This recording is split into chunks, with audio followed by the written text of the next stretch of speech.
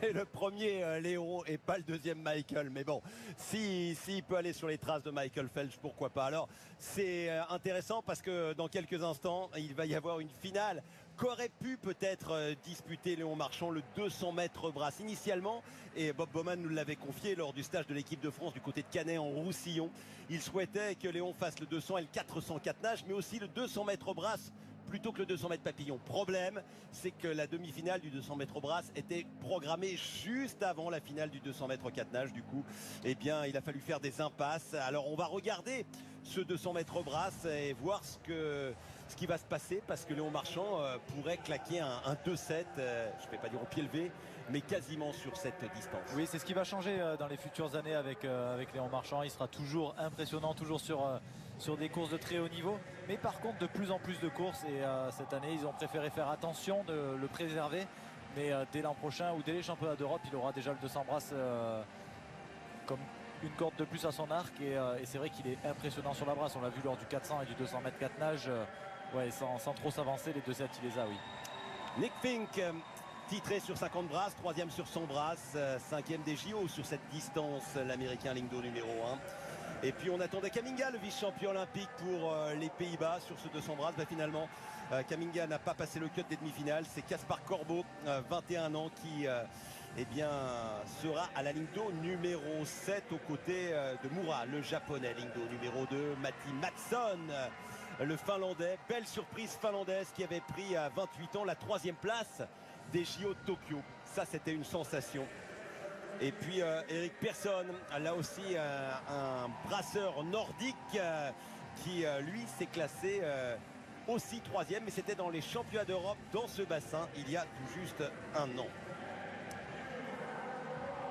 Une finale sans japonais en brasse sur 200 mètres, impensable. Alors il y a Moura, mais également Anna Guruma, en se souvenant que Kitajima avait été le patron, l'empereur de la discipline au début des années 2000.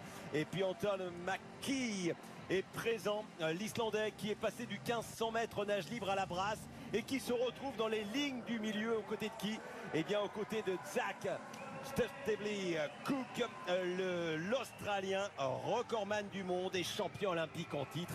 Incroyable ce parcours de cet Islandais qui nageait il y a encore quelques années le 1500 mètres, les longues distances en nage libre, et qui se retrouve en brasse. Ah, c'est vrai que c'est pas un parcours habituel. Ah non, c'est atypique. Hein. C'est atypique, ouais.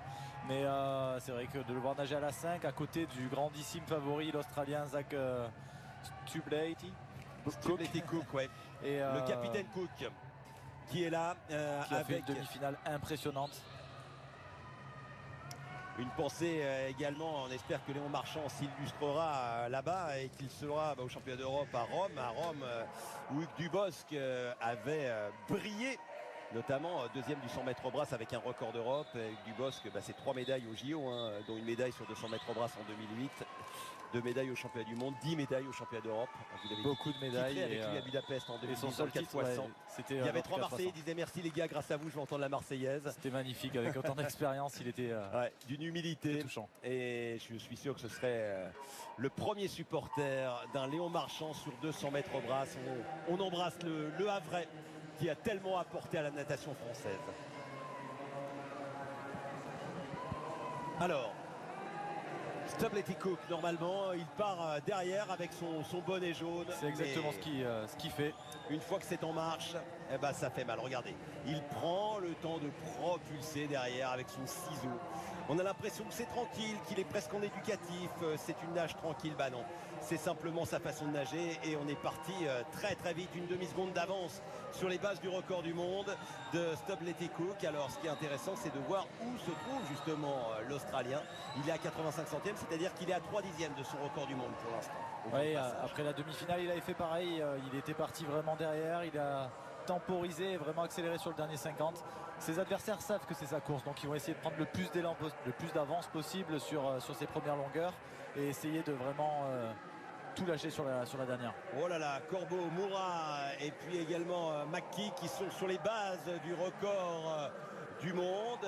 Stubblety Cook toujours à 85 centièmes de son temps, de la tête de course.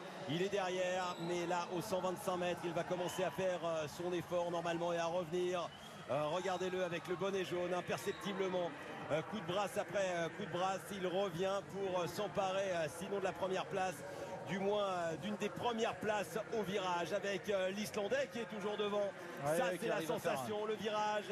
Stovleti Cook qui est derrière. Qui joue vraiment sa chance à fond, l'Islandais. Il a décidé de Si partir. McKee réussissait, ça serait un exploit. Hein. L'Australien qui est quand même passé 8e au 50, 8e au 100 mètres, 5e au 150 et qui commence à partir devant et qui va gagner le 200 mètres. Avec incroyable sa tête penchée sur le côté. Et regardez-le dans les 20 derniers mètres. Quel sang-froid. Il va s'imposer. L'Islandais qui craque un peu sur cette dernière longueur. Il a vraiment tout essayé sur les 100 premiers mètres pour essayer de distancer l'Australien, mais ça n'a pas suffi. qui s'impose devant qui? Eh bien, devant personne. Et Anna Kuruma ex aequo. Et bien voilà,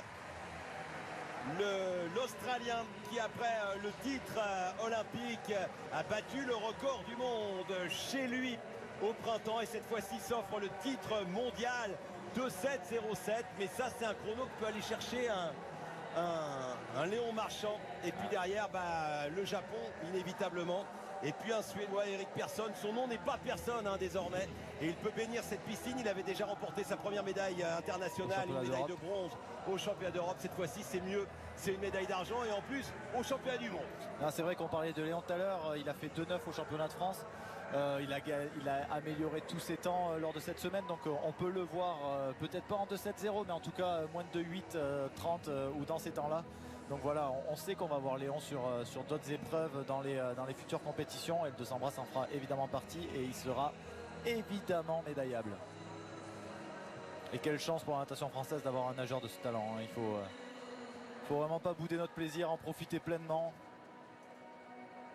Et quel sang-froid de cet Australien qui laisse nager ses adversaires. Il est sûr de sa force.